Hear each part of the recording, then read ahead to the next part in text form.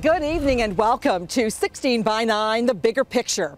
It's an insanely popular sport where moves like the ground and pound and the rear naked choke have hooked millions of television fans.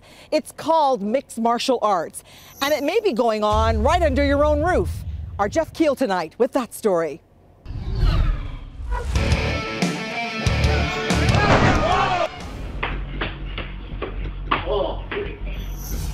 It's called basement brawling.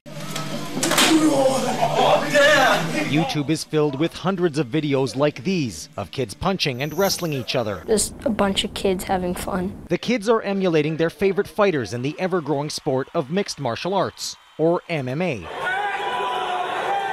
MMA can be a violent and sometimes bloody game where fighters try to knock out or submit their opponents any way they can, inside of a cage or a ring. Boom! Separates him from his senses, and this right here is revenge. The Ultimate Fighting Championship, UFC, is the largest MMA promotion on the planet.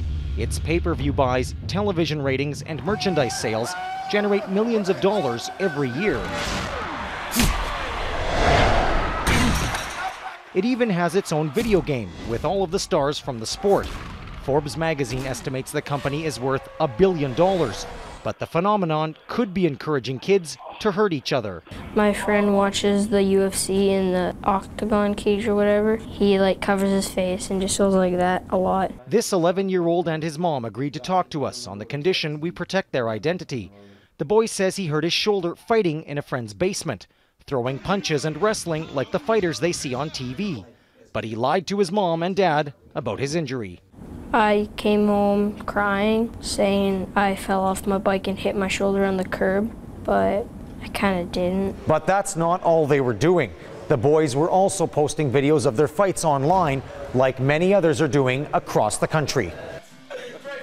When I heard the phrase basement brawling, and then my husband showed me the YouTube of what it was, it just made me sick, because watching these kids punch each other and kids collapsing and falling. So after some investigating, Mom found out there was no bicycle accident, and her son fessed up. If a kid gets hurt, is the other participants going to run and get help, or are they going to run away? In the meantime, someone could be seriously hurt. But fighters we talked to say don't blame them or the UFC. Is it really the UFC's responsibility to take care of your kids for you and tell them not to do this? Canadian fighter Krzysztof Sosinski became a UFC mainstay after appearing in the promotion's reality show, The Ultimate Fighter.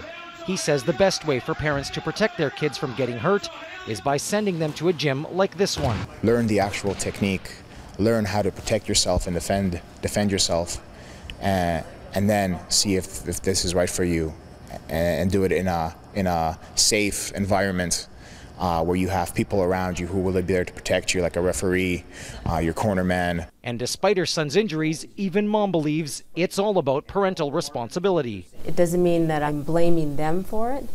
I think it's partly my responsibility as a parent. It's not everybody's cup of tea. The Fight Network's John Ramdeen says the UFC has evolved from a no-holds-barred cockfight in its infancy in the early 90s to a regulated sport with proper equipment, weight classes, and blood testing.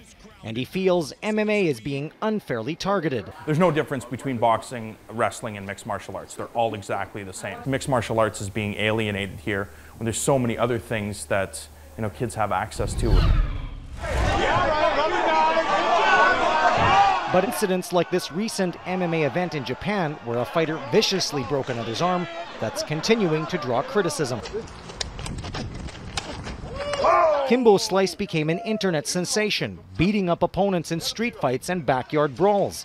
The charismatic 250-pounder is now in the UFC, participating in last year's season of The Ultimate Fighter. His rise to fame is seen by some as a negative influence on kids and a black eye for the sport.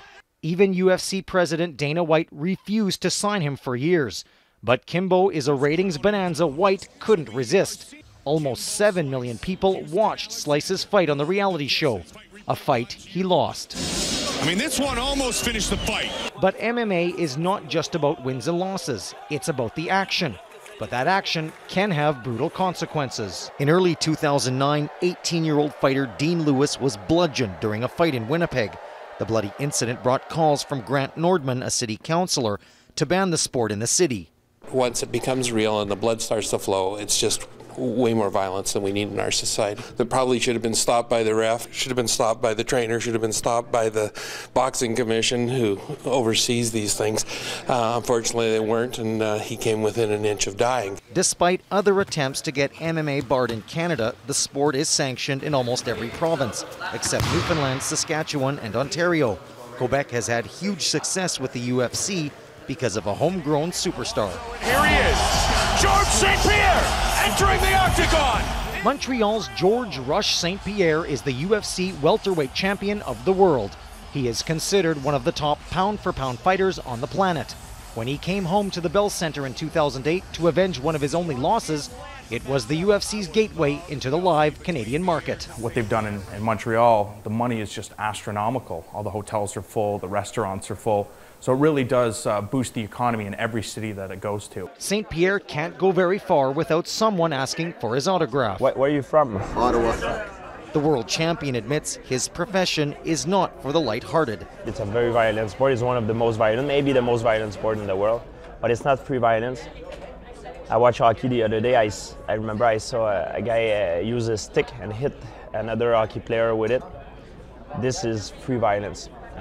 What we do, it's not free violence. We're paid to do what we do for a living, and it's always made in the respect. And while he too says parents should be in charge of what their kids are doing, St-Pierre understands his fame has responsibilities attached to it. It's part of my job to show a good example. I know a lot of younger kids that they look up to me. And he has a message for young people trying to emulate him. I would tell them to stay at school first.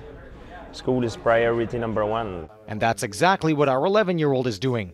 He says he is retired. Because I don't want to get hurt. Yeah. Get it. Get it. You done, Adam?